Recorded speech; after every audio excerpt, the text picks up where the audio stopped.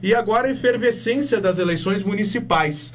E, claro, dentro de toda essa questão, a gente traz o cientista político, o professor João Inácio Pires Lucas, para conversar com a gente sobre vários temas ligados ao pleito e também ligados às características que cercam 2020 as eleições. Seja muito bem-vindo, professor João Inácio Pires Lucas, aqui na Bitcom TV. Bom dia. Bom dia, um grande abraço. É sempre um prazer falar com você.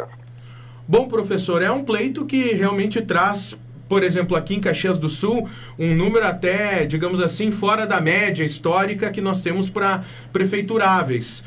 Como que o senhor analisa esse momento aqui em Caxias do Sul de 11 candidatos, 11 propostas para governar a cidade nos próximos 4 anos? Olha, me parece que é um efeito diretamente relacionado às alterações que tivemos na legislação eleitoral nos últimos anos, né? Tivemos uma espécie de mini-reforma em 2017 que impôs, entre outros aspectos, as famosas cláusulas de barreira, né? Então, nas últimas eleições de 2018, nós já tivemos alguns partidos que não conseguiram o patamar mínimo, o que já levou a algumas fusões, incorporações, né?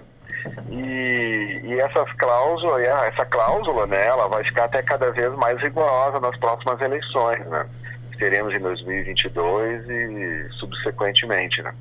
Então é importante que os partidos apareçam o máximo, né? E as eleições municipais são sempre importantes, assim, para que candidatos se apresentem, que partidos assim divulguem as suas ideias, também pensando não só na eleição municipal, mas pensando que talvez num futuro não muito distante, né, sobreviverão apenas aqueles partidos que realmente tiverem mais conexão, tiverem mais votos, né, e isso é importante. E uma outra medida que também estimulou duas, eu diria, mais outras duas. Uma é a própria vedação das coligações, né? Então, nós não temos mais para vereador, né, coligações entre partidos, e as listas precisam ser monopartidárias. E, obviamente, que isso também estimula, né, que existam mais candidatos para prefeito, porque o próprio candidato majoritário ele é um puxador de voto também para os vereadores, né, e vice-versa. Mas se a gente pensa que agora também sempre tivemos coligações, né, para vereador, e agora não é mais possível, também é um estímulo assim, para que os partidos lancem também mais candidatos a prefeito, talvez muitos até sabendo que não terão chance, mas é uma oportunidade a mais em termos de propaganda para o próprio aumento da bancada, ter uma bancada na Câmara de Vereadores, né? E por fim, eu diria que também a última medida, assim, as restrições no financiamento privado que estão vedadas, né, assim, de pessoas jurídicas, e com a criação do Fundo Especial das Eleições, né, me parece que uma estratégia dos partidos conseguirem mais recursos é não só terem listas para vereadores, mas também com prefeitos, né, porque provavelmente aportarão mais recursos aqui na cidade, em vista de uma lista que talvez tenha só candidatos a vereador, não tenha candidato a prefeito, né? E nós ainda não temos um mapa mais preciso de como esses recursos serão distribuídos, mas com certeza essa conjugação desses fatores, né, aliado, eu diria, a um período também interessante, né, que passamos por um impeachment, e sempre um impeachment gera um sentimento assim de cadeira vazia, né? Ainda que existam pessoas lá na prefeitura, né, tocando assim o executivo, mas a própria inexistência de uma reeleição, né, de um candidato que se elegeu no último pleito, e dá também um sentimento assim de que todo mundo almeja ocupar aquele espaço, e quase que não fica uma candidatura de situação, né? Temos, na verdade, diferentes perspectivas, né, de mais ou menos assim oposição ao que foi a gestão do prefeito Guerra, e nesse sentido também há um estímulo nessa perspectiva, afora uma busca, assim, eu diria, de um voto eu diria, mais conservador no município, haja visto os últimos pleitos, né? Então temos uma quantidade grande assim, de candidatos que disputam, digamos assim, uma eleição, né, incerta em vista da própria crise da pandemia, e que terá nesse componente de muitos candidatos o aumento da incerteza, né, em vista de que dificilmente talvez tenhamos uma resolução no primeiro turno. Claro, dentro dessa questão aqui em Caxias do Sul temos o primeiro e o segundo turno. Como que o senhor também vê essa questão? Por exemplo, quem pode crescer mais dentro desses 11, quem pode ter outra base aliada, porque historicamente, pelo menos nas últimas eleições, havia um grupo maior de partidos unidos e havia a outra questão também do ex-prefeito Pepe Vargas também, que coloca mais uma vez seu nome à disposição da comunidade nesse pleito, e também o prefeito Daniel Guerra, que foi impeachmentado. Hoje é um cenário mais fragmentado, são 11 candidaturas, né, embora tenham bem exatamente colocados ali os seus nomes à disposição, há alguma afinidade que pode acontecer no segundo turno. Como que o senhor vê essa movimentação partidária de primeiro e segundo turno? Eu penso que nesse ano, atipicamente, as eleições, elas, além de terem sido postergadas, elas dividem a agenda, né, do dia a dia, assim, das preocupações das pessoas, com uma crise sanitária e uma crise econômica, né? Então eu diria que há todos os ingredientes para que as eleições, num primeiro momento, elas passem meio desapercebidas, sejam clandestinas, assim, na preocupação das pessoas, né? Eu acho que isso deverá acontecer agora nas próximas semanas, né, com o aumento da campanha, a campanha também, assim, rádio, TV, a despeito de terem diminuído muito, né, a audiência da rádio e da TV e todo o incremento das redes sociais, né, eu diria que as eleições, elas começam a engrenar, assim, a partir dessas próximas semanas, e a tendência é que, num primeiro momento, né, prevaleçam no imaginário, assim, né, dos eleitores, aqueles candidatos que já estão há mais tempo, assim, né, na política, que já passaram por eleições, governaram a cidade. Eu acho que é natural que exista essa vantagem inicial, até pelo conhecimento das pessoas e pelo desconhecimento de outros candidatos. Eu acho que na medida em que a campanha transcorrer, aí nós poderemos perceber melhor, assim, né, esses agrupamentos, né, que depois serão importantes no segundo turno, né? Claro que depois do segundo turno, às vezes, né, também pesa muito o cálculo das pessoas poderem ter espaço na próxima gestão, né? E nem sempre isso corresponde às afinidades políticas e ideológicas, né? Acredito que existam candidatos, assim, que vão, assim, da esquerda, da direita, assim, num plano, assim, mais ideológico, mas muitas vezes, né, as complexas relações locais e a própria possibilidade de ocupar, digamos assim, né, os recursos existentes no plano executivo, né, que tem secretarias para distribuir, tem cargos de confiança, tem projetos que eles são importantes para a cidade, como na área da saúde, sempre na área das obras, né, que atraem muito a atenção e a cobiça, eu diria, dos partidos. Depois, no segundo turno, eu acho que essas reacomodações, elas não seguirão apenas o plano, assim, político-ideológico, né? Mas me parece, assim, que já em vista dessas articulações do passado, né, os partidos de Caxias do Sul, eles se agrupam muito facilmente, né? Tivemos e isso até na última eleição nem foi um fator preponderante, haja vista que o candidato, né, o Daniel Guerra, que venceu as eleições, estava com apenas 2 partidos, o que até o vitimou depois, porque ele não tinha vereadores suficientes para barrar um processo de impeachment. Então, os partidos de Caxias já têm uma tradição de coligações e de alianças, né? E acho que isso não será nenhum problema num segundo turno atípico nesse ano, né?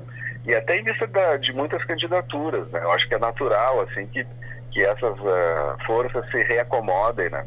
Numa expectativa que eu acho que é interessante, né? Porque nós não temos, assim, votos para todos, né? E também, ideologicamente, a cidade, ela tem algumas marcas interessantes, né?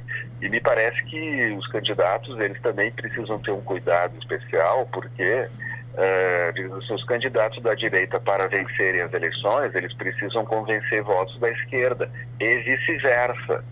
Então, será interessante acompanharmos esse primeiro turno, porque ali talvez se defina a eleição. Nós tivemos a definição da eleição passada no primeiro turno, haja vista a agressividade que tivemos daquele candidato que chegou em primeiro, e que o eleitorado, ao perceber que o oposto dele ficara fora do segundo turno, optou por alguém mais parecido com ele do que ele mesmo, que seria um candidato assim, de oposição àquela situação da prefeitura, crítico talvez assim ao PT, aquelas coisas do antipetismo.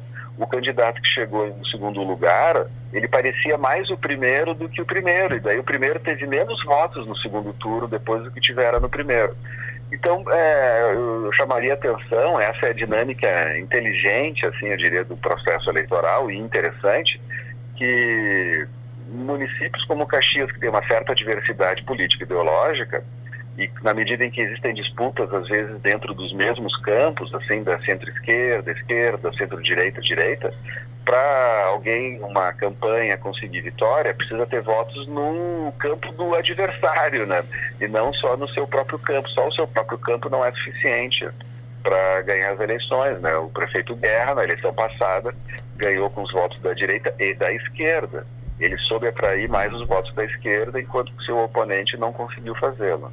Certo, professor, eu vou passar a palavra também para o colega e jornalista Leandro Adamati, que participa direto de Farroupilha da TV Serra da nossa entrevista aqui. Adamati. Ótimo, obrigado, Portela. Cumprimentar o professor João Inácio Pires Lucas. O professor estava acompanhando aqui a sua descrição de todos esses fenômenos que podem interferir num resultado eleitoral. E eu queria colocar um ingrediente que ele é tanto comum para Caxias do Sul quanto para Farroupilha. Nós tivemos em Caxias do Sul e em Farroupilha um processo de impeachment. O impeachment sempre é um processo dolorido e que, na minha visão, causa fissuras políticas e também causa um certo bloco de disputa entre a própria população. Eu lhe pergunto, o processo de impeachment que Caxias viveu e que Farroupilha viveu pode interferir no resultado eleitoral? Pode levar o eleitor para algum lado? Ô, Leandro, tudo bem? Um grande abraço falar contigo. Eu diria que sim, talvez de maneira diferente, Leandro, porque o perfil do prefeito de Farroupilha, né, era um pouco diferente do de Caxias. Então, me parece que acontecerão efeitos diferentes em ambos os municípios. No caso de Caxias, eu acho que algo que virá como desdobramento do impeachment é talvez a fragilidade daquele discurso do novo, assim, né, no sentido de uma nova candidatura, do candidato não ser político, dele procurar ter uma visão mais de gestão. Eu diria que é esse discurso que geralmente vinha forte nas últimas eleições, de muitos partidos, candidatos se dizerem até antipartidários ou antipolíticos. Eu diria que essa narrativa aqui em Caxias não terá o mesmo efeito, né? E parece que por causa até da experiência que tivemos, ainda que boa parte do eleitorado não tenha simpatizado com o impeachment, né, mas me parece que não simpatizava muito com a gestão, né, com muitos problemas assim, na área da saúde, com brigas com diferentes setores, né. Me parece que essa questão que estava sempre presente nas eleições, ela deverá ser tratada com parcimônia, né, pelos candidatos, mesmo aqueles candidatos que são iniciantes na política ou que não têm aquele histórico todo, né, eu duvido que eles vão enfatizar com a mesma força essa questão em Caxias, sob pena de se conectarem com aquele imaginário negativo que ficou com o prefeito Guerra, que por mais que o impeachment tenha sido uma questão mais dos partidos do que da população, mas havia, né, visivelmente um desgaste, né, da gestão dele, né, junto a diferentes segmentos da cidade. E me parece que de Farroupilha o caso é um pouco diferente, assim, né, pelo próprio perfil que existia, e o próprio prefeito impeachmentado já está no segundo mandato. Né? Perfeito. Portela, com você. Eu quero agradecer ao professor João Inácio Pires Lucas, cientista político, que fala aqui conosco na Bitcom TV, é claro, Nós poderíamos ter várias outras perguntas, outros questionamentos para o senhor, mas é claro que o tempo ele vai se findando. Mas, de qualquer forma, quero agradecer. Eu acredito que esse também é o nosso papel como meio de comunicação de Caxias do Sul, é dar espaço para que a gente possa conversar com a população e também levar o entendimento, levar a informação para ela. Então, professor, mais uma vez, muito obrigado e até uma próxima. Isso, eu que agradeço, estou sempre à disposição. Um grande abraço. Bom dia para você.